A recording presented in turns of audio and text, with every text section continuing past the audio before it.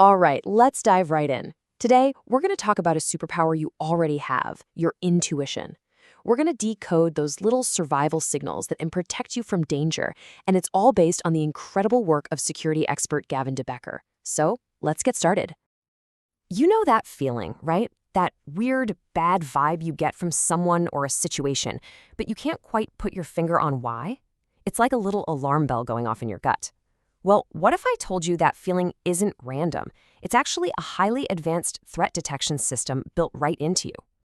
So, we're often told this story that bad things just happen out of the blue, with absolutely no warning. And honestly, that belief can leave you feeling pretty helpless.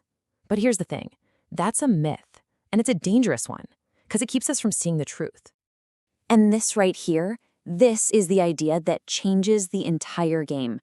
DeBecker says that real fear isn't a weakness, it's a gift. Think about that.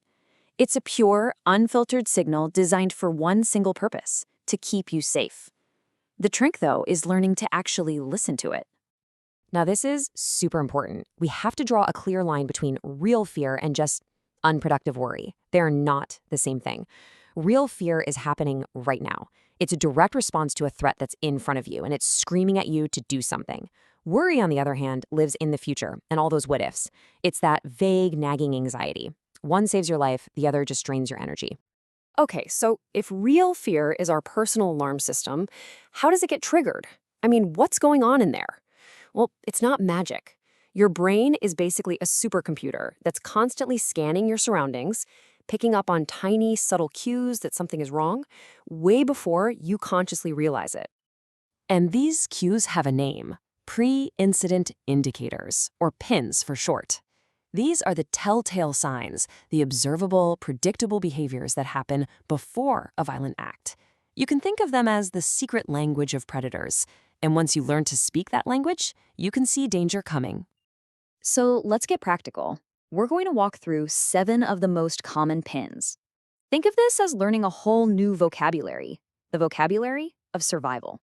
First up is forced teaming. Now, this one is really subtle, but it's incredibly powerful. It's when a stranger tries to manufacture an instant connection with you by using words like we or us, creating this shared experience that doesn't actually exist. This example is perfect. It seems totally harmless, right? But that little word, we, does a lot of heavy lifting. It implies you're suddenly a team with a shared goal, and it's all designed to lower your natural defenses. Just remember, he has his problem, you have yours. There is no we. Next, we've got what DeBecker calls charm as a verb.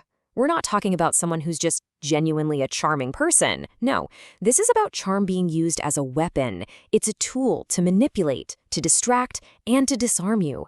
It's an action, not a personality trait. So when you feel that wave of charm that's just a little too much, little too soon from a stranger, don't just accept it. Pause and ask yourself this question. It immediately flips the script. You go from being a passive target to an active observer of what they're really trying to do. You ever notice how when people are telling the truth, they don't usually over-explain things? But someone who's lying, they'll often bury you in an avalanche of totally unnecessary details. They do it because they think it makes them sound more credible, but it's a huge red flag that should make your intuition go off. Typecasting is a really sneaky one. It's when someone throws a slight insult your way, often with a smile, to try and make you feel defensive. The whole point is to get you to engage with them just to prove that their label is wrong. This is a classic.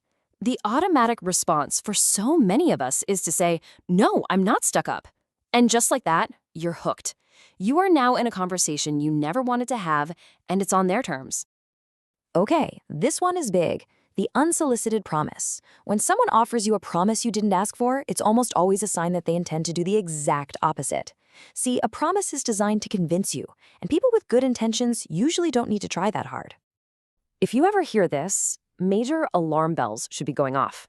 The very fact that they feel the need to say that suggests that leaving you alone is absolutely not their plan. Trust that weird feeling you get when you hear it. Signal 6 is called loan sharking. This is when someone does a small, unsolicited favor for you to create a feeling of obligation. Maybe they insist on carrying your groceries into the house. All of a sudden, you feel like you owe them, and they can then exploit that feeling to get closer or ask for something more. And now we come to what is maybe the most important signal of all, discounting the word no. If someone refuses to accept no as an answer, if they ignore it, argue with it, or try to negotiate it, they are telling you loud and clear that they have no respect for your boundaries. This is about control, and it's an undeniable sign of danger. Okay, so you've just learned the vocabulary. You know the signals to watch for, but recognizing them is only half the battle. The real power comes from what you do next. Your action plan is simple. Step 1, listen to your fear. Don't rationalize it away. Don't tell yourself you're being silly. Just listen. Step 2, take decisive action. Create distance, leave the situation, say no loudly. And step 3, always prioritize your own safety above everything else. This quote is so important. We are so often conditioned to be polite, to not make a scene, but your safety is infinitely more important than some stranger's feelings or their comfort. It is not rude to leave a conversation, to walk away, or to refuse help. It's smart. So, to wrap this all up, let's just go over the crucial points. Your intuition is your best bodyguard, so trust it. Real fear is a gift, a signal, so accept it. Violence leaves clues, learn how to see them. And finally, your safety trumps anyone else's comfort, so own it. I'll leave you with this question to think about. By really internalizing these signals, you're not becoming paranoid, you're becoming prepared. You're taking back control and giving yourself the gift of fear. Thanks for tuning in.